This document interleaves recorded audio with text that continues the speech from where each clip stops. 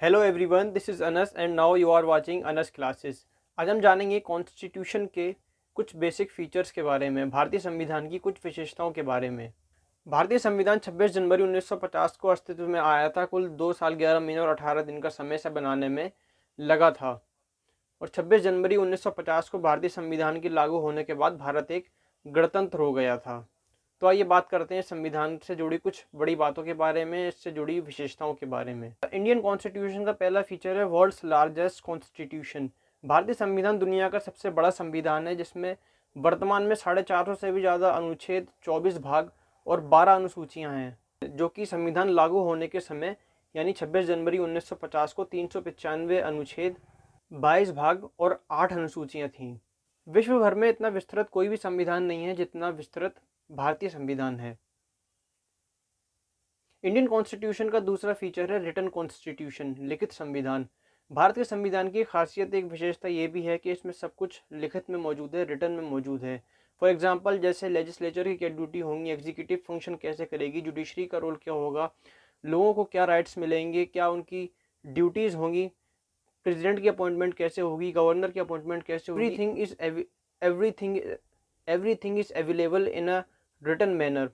जबकि अगर हम बात करें ब्रिटिश कॉन्स्टिट्यूशन की, जो कि एक अनरिटन कॉन्स्टिट्यूशन है, वहाँ पर पार्लियामेंट समय समय पर जिन लॉज को पास करती है उसी के हिसाब से उस देश का सिस्टम फंक्शन करता है। जुडिशरी वहाँ पर सिर्फ एक निकाय के रूप में कार्य करती है, पार्लियामेंट वहाँ पर सुप्रीम है और उस देश का कॉन्स्टिट्यूशन कोई भी रिटन कॉन्स्टिट्यूशन नहीं है, अनरिटन कॉन्स्टिट्यूशन है। इंडियन कॉन्स्टिट्यूशन का तीसरा फीचर है features adopted from various sources. संविधान सभा के सदस्यों ने या फिर संविधान निर्माताओं ने जब संविधान बनाया था तो हर एक देश में से उस कॉन्सेप्ट को संविधान में इंस्टॉल किया था जो कि उन्हें ठीक लगा, लेकिन इस सिस्टम को ज्यों का त्यों उठाकर नहीं रखा गया कि हर एक सोर्स का भारतीय परिस्थितियों के हिसाब से भारतीयकरण या फिर इंडियनाइजेशन किया गया था। भारतीय संविधान सबसे ज़्यादा इंस्पायर्ड है यूके के कॉन्स्टिट्यूशन से और यूएस के कॉन्स्टिट्यूशन से। इसके अलावा गवर्नमेंट ऑफ इंडिया एक 1935 से भी एक लंबे अरसे से हमें ब्रिटिश शासन का अनुभव भी था और संसदीय प्रणाली का भी अनुभव हमें था। इसके अलावा और भी देश, जिनमें आयरलैंड, कनाडा, जापान और साउथ अफ्रीका के जैसे देश शामिल हैं, इस पर हम किसी सेपरेट वीडियो लेक्चर में बात करेंगे।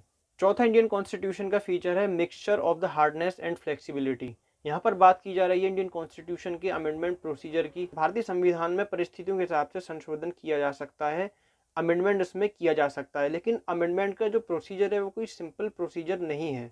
तो इंडियन कॉन्स्टिट्यूशन में अमेंडमेंट्स का किया जाना इसकी फ्लेक्सिबिलिटी को दर्शाता है, जबकि अमेंडमेंट के प्रोसीजर का हार्ड होना इसकी हार्डनेस का एक उदाहरण है। इस बीच सत्ताधारी पार्टी को जो भी संशोधन कर रही है, विपक्ष का भारी विरोध का सामना करना पड़ता है, लोकसभा में भी और राज्यसभा में भी। अगर कोई ऐसा प्रावधान लाना है, ऐसा संशोधन करना है जो कि किसी राज्य से संबंधित हो, तो उस स्थिति में राज्य सरकार को भी अमेंडमेंट प्रोसीजर में शामिल किया जाता है, राज्य सरकार की भी परमिशन ली जाती है। मान लीजिए जो सत्ताधारी पार्टी है उसके अपोजिट किसी और पार्टी की सरकार उस स्टेट में हो, तो इस कंडीशन में अमेंडमेंट करना काफ़ी मुश्किल हो जाता है। हालांकि परिस्थितियों के हिसाब से संविधान को ढाला जा सकता है, लेकिन इसका मतलब ये भी नहीं है कि संविधान पूरी तरह सरकार के हाथ का खिलौना है। सरकार उसमें संशोधन तो कर सकती है, लेकिन मूल ढांचे को नहीं छू सकती। So the government can amend the constitution but they don't have the permission to touch the basic structure of the constitution. और इंडियन कॉन्स्टिट्यूशन का आर्टिकल 368 है जो कि पार्लियामेंट को पावर देता है अमेंडमेंट करने की, और इसके साथ साथ अमेंडमेंट का प्रोसीजर भी बताता है। अगला इंडियन कॉन्स्टिट्यूशन का फीचर है federal system with unitary basis. पहले थोड़ा जानते हैं कि फेडरलिज्म क्या है। फेडरलिज्म जनरली एक ऐसे सिस्टम को कहा जाता है जहाँ पर सरकार का संचालन दो स्तर पर किया जाता है, एक केंद्र और दूसरा राज्य। The federal system is a system where government runs at the two level, one at the centre and second at the state. हालांकि भारतीय संविधान में राज्य सरकारों, मुख्यमंत्रियों के द्वारा भी सरकार का संचालन किया जाता है, लेकिन अगर हम बात करें ऑल ओवर द सिस्टम की, तो यहाँ पर केंद्र सरकार ज़्यादा पावरफुल है बजाय राज्य सरकारों के। राज्य सरकार की भी अपनी स्वायत्तता है, अपने डिसीजन मेकिंग प्रोसेस की भी पावर उनके पास है, लेकिन वो पावर काफ़ी हद तक लिमिटेड की जा सकती है सेंटर के द्वारा। तो फेडरल सिस्टम तो है, लेकिन ऑल ओवर द सिस्टम, इस सिस्टम की जो आत्मा है वो यूनिटरी बेसिस पे है, जहाँ पर केंद्र ज़्यादा पावरफुल होती है। यूनिटरी फॉर्म ऑफ गवर्नमेंट में सारी पावर एक जगह ही सेंट्रलाइज्ड होती हैं, केंद्रीकृत होती हैं, और सारी पावर्स केंद्र सरकार के पास होती हैं। इसके अलावा डबल सिटीजनशिप जैसा कोई कॉन्सेप्ट नहीं है। अगर आप इंडिया के किसी भी स्टेट में रहते हैं, यूपी, एमपी, हरियाणा, बिहार, कहीं भी रहते हो, वो अलग मैटर है, लेकिन आपका जो आइडेंटिटी कार्ड बनता है वो भारत सरकार के द्वारा बनाया जाता है। जबकि अमेरिका जैसे देश जहाँ पर डबल सिटीजनशिप का कॉन्सेप्ट है, एक व्यक्ति देश का नागरिक होने के साथ साथ भी अपने राज्य का भी नागरिक होता है, लेकिन भारत जैसे देश में आप सिर्फ और सिर्फ अपने देश के नागरिक हैं, no matter from which state you belongs to.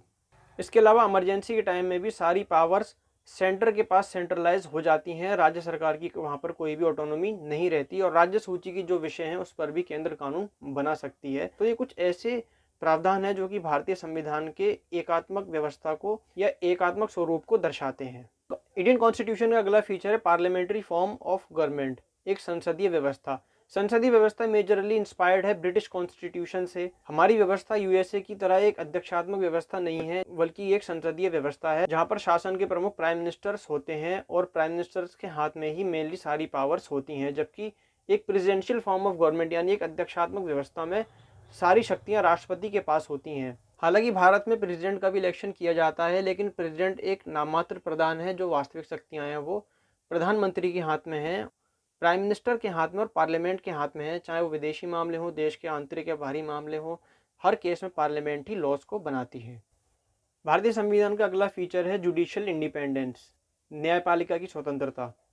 हालांकि पार्लियामेंट की हमने बात की, पार्लियामेंट हर मामले में फाइनल जरूर है, लेकिन अगर सुप्रीम कोर्ट पाता है कि कोई भी ऐसा प्रावधान संसद की तरफ से लाया जा रहा है या कोई भी ऐसा लॉ बनाया जा रहा है जो कि संविधान के किसी भी अनुच्छेद का वायलेशन करता है, तो उस कंडीशन में सुप्रीम कोर्ट उस बिल को रद्द कर सकता है या फिर उसमें पुनरावलोकन के लिए कह सकता है।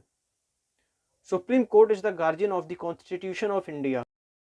सुप्रीम कोर्ट भारतीय संविधान का गार्जियन भी है और संरक्षक भी है। कोई भी राज्य सरकार या केंद्र सरकार किसी भी ऐसे लॉ को बनाती है जहां पर संविधान के किसी भी अनुच्छेद का वायलेशन हो, तो वो लॉ रद्द कर दिया जाएगा कोर्ट की तरफ से।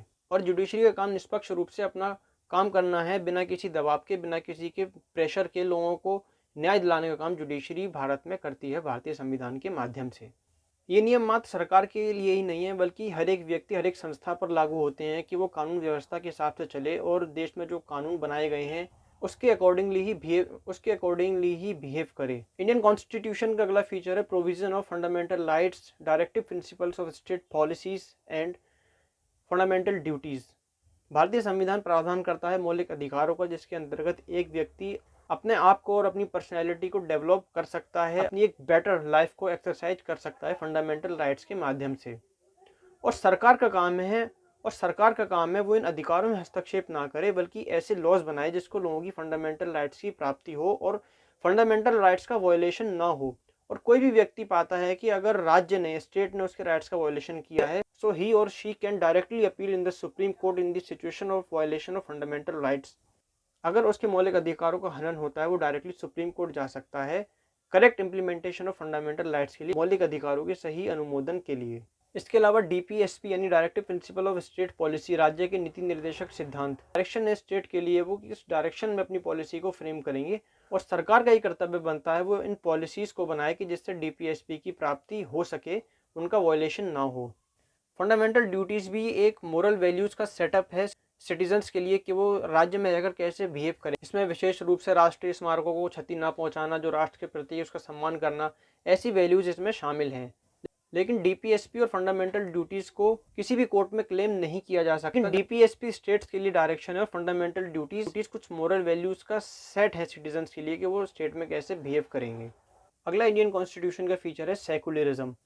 भारतीय गणराज्य एक धर्मनिरपेक्ष गणराज्य है, और एक धर्मनिरपेक्ष राज्य वो राज्य होता है जो ना तो किसी धर्म विशेष को बढ़ावा देता है, बल्कि सभी धर्मों का समान रूप से सम्मान करता है और सभी धर्मों के लोगों के लिए उनकी विचारों और अभिव्यक्ति की स्वतंत्रता और आस्था की, और सभी प्रकार के धर्म के लोगों के लिए उन्हें आस्था की स्वतंत्रता प्रदान करता है, और इसके साथ साथ उन्हें विचार और अभिव्यक्ति की स्वतंत्रता भी प्रदान करता है।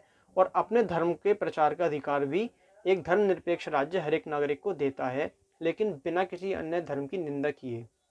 आपको आपकी धार्मिक स्वतंत्रता का अधिकार है, लेकिन किसी दूसरे धर्म की निंदा करने का अधिकार आपको नहीं है। ये कुछ युक्ति संगत प्रतिबंध यानी रीजनेबल रिस्ट्रिक्शंस जो कि फंडामेंटल राइट्स के साथ सेट किए गए हैं। सो एक सेकुलर स्टेट में सिटीजन्स को फ्रीडम ऑफ रिलीजन दी जाती है, और राज्य भी समान रूप से सभी धर्म के लोगों का ध्यान रखता है बिना किसी धर्म के साथ भेदभाव किए।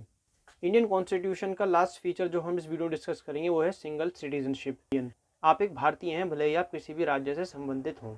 तो भारत देश अपने नागरिक को सिंगल सिटीजनशिप प्रदान करता है और वह है भारत की नागरिकता।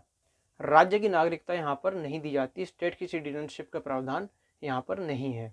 सो फ्रेंड्स, आज के लिए बस इतना ही। मिलते हैं आपसे किसी और वीडियो में। वीडियो पसंद आया हो तो लाइक कीजिए, अपने फ्रेंड्स के साथ शेयर कीजिए और चैनल को सब्सक्राइब करने के साथ साथ साइड में उस बेल आइकन को भी प्रेस कर दीजिए, ताकि आने वाले टाइम में जब भी वीडियोस अपलोड हो उसके नोटिफिकेशंस तुरंत आपको आपके मोबाइल पर ही मिल जाएं।